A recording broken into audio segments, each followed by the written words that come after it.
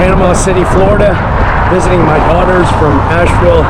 Well, my daughters are from Panama City. I moved up to Asheville, North Carolina about 4 years ago. I'm wearing a Just Running hat and a Asheville Turkey Trot t-shirt. I feel like I'm representing well. However, that was not the plan. So we've about a week past the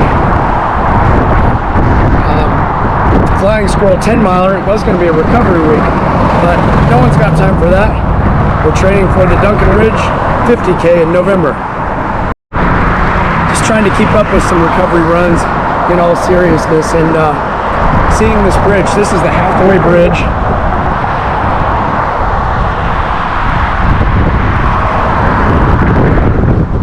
It spans St. Andrews Bay, and when I lived here 4 years ago, I got into ultra running, but there's no hills in Florida, so this was the only spot with any real elevation. So I wanted to make this video because the questions might come up. Can you train for mountain running in Florida?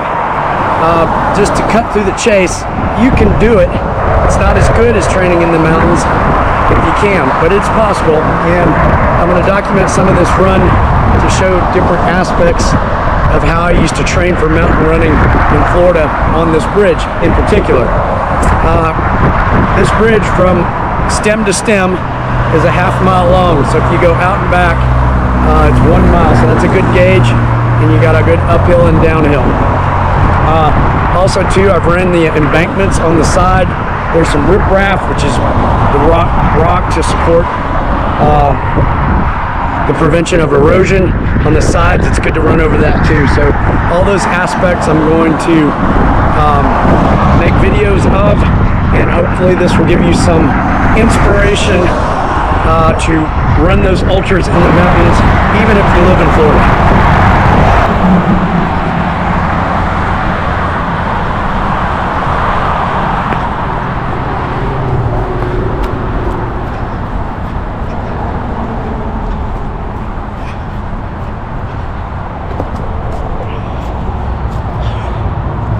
Grown up a little bit. I used to head down this way. Let's see here. Yeah. This is the same type of stuff you can encounter mountain running too, so this is a good exercise, even though it's not if you're down here you wouldn't like, what is this stuff? This isn't mountain running, but a lot of the scrambling is involved in mountain running as well, so it's good training. Same principles apply with visualizing your feet and where you're going.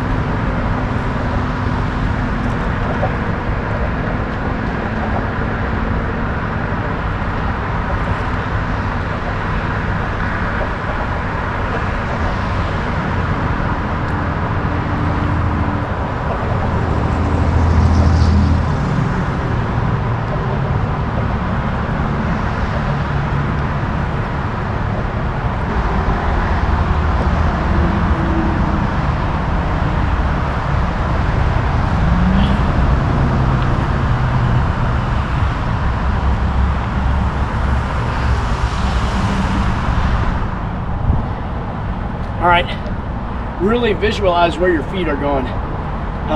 None of this riprap and these rocks from back there are stable. A lot of them have a slight movement, and the consequences for a fall on this stuff are high, especially if you try to brace your fall with your hands. You could really break a bone. We don't want to do that. That stops training. That stops running. That stops racing.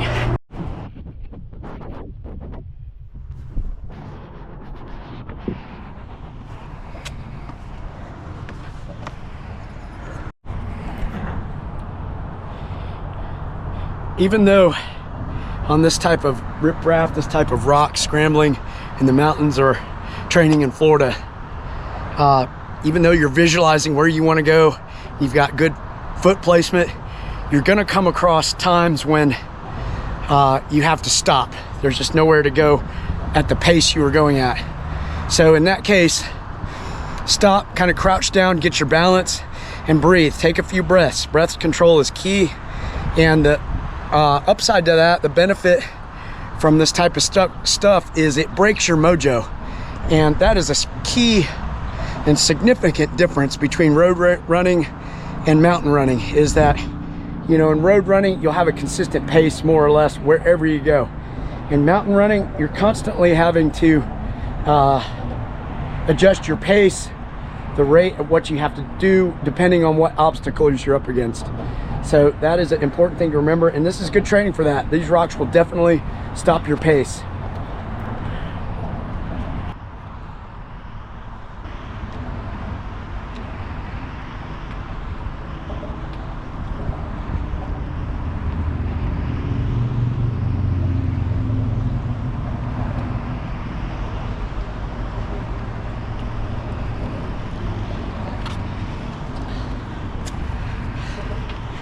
An additional byproduct of this type of training is the stopping and starting and kind of slow clambering over these rocks. Forces you to crouch down low. Really gives a good workout to your legs, strengthens the muscles around your knees, and particularly around your quads.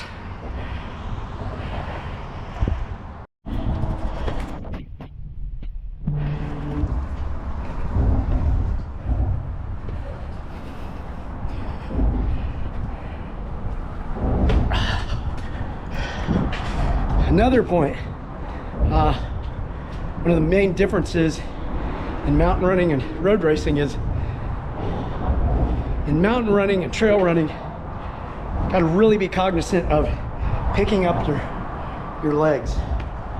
Pick them up high so you can get over these obstacles. As we get tired, we tend to trip over roots and stuff like that, so that will prevent that. In road racing, you just keep those feet close to the ground to save energy. Here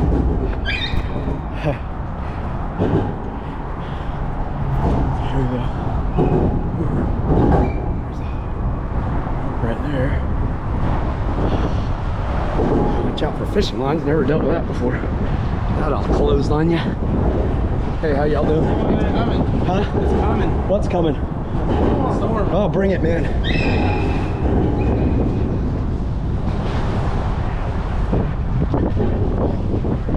So yeah, we can get underneath the bridge, and the thing that I used to do is come over here and climb right up the rocks.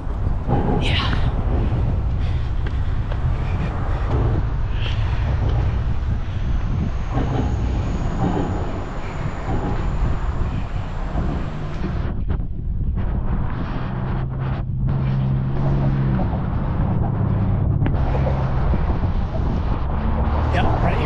Not hesitate, go straight up this other side.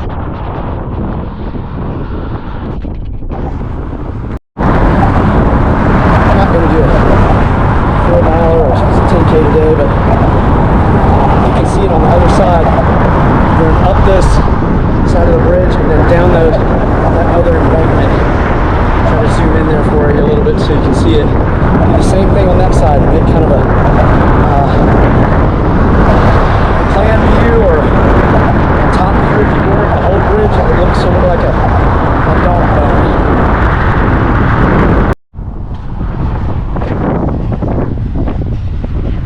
Try not to choose the same route you came up just for the sake of variety.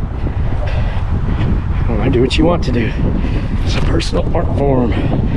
Do what feels best for you. Whatever you need. Listen to your body. Listen to your body talk. Down, down, down. Okay, stop that. That is not the serious tone we want for mountain running.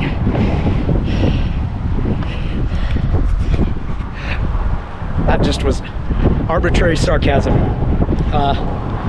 In my experience, the mountain running vibe is a lot less tense than street running.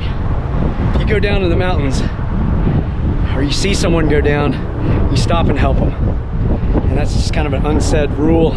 That's what everyone does. In road racing, I've seen folks just jump right over people that are down, not even consider that they may need help.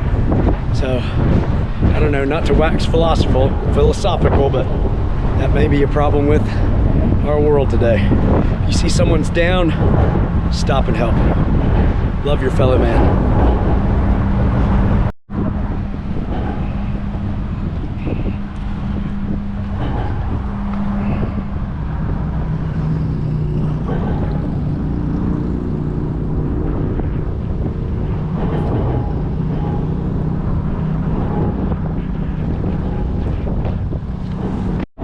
Fair warning, it stinks down here. Lots of good fishing spot and lots of fish guts playing around. If you decide to do this, if you're ever in Panama City Beach or wherever you have these kind of conditions, when you go under these bridges, it's gonna stink if there ain't no wind.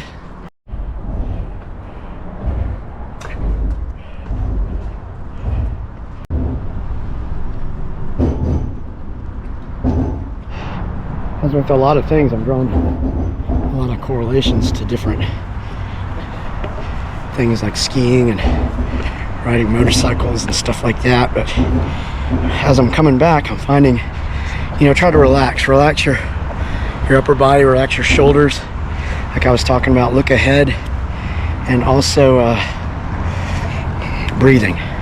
Breathing is a key element, and I have to give a shout out to yoga. That's a key element in yoga, and it'll kind of train you to stop, take a breath, recompose yourself, and whatever you're doing, whether it be a confrontation, work problem, climbing problems, anything, just to stop and clear your head with breathing helps tremendously. A couple of notes. It's Florida, super humid. Bring some hydration, even for the short runs in the middle of summer. Gear, your shoes, these are straight on running shoes.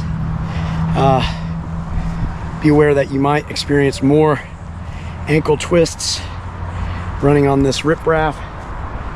And probably an important thing is that the medium rocks are the most sketchy.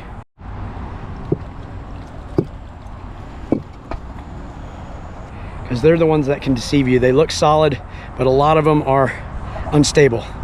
So beware the medium rocks and have fun training for the mountains in Florida. I feel like sprinting to the top of the mountain. Here I go.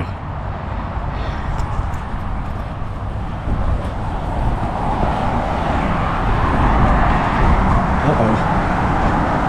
Protest day. Excuse me, buddy.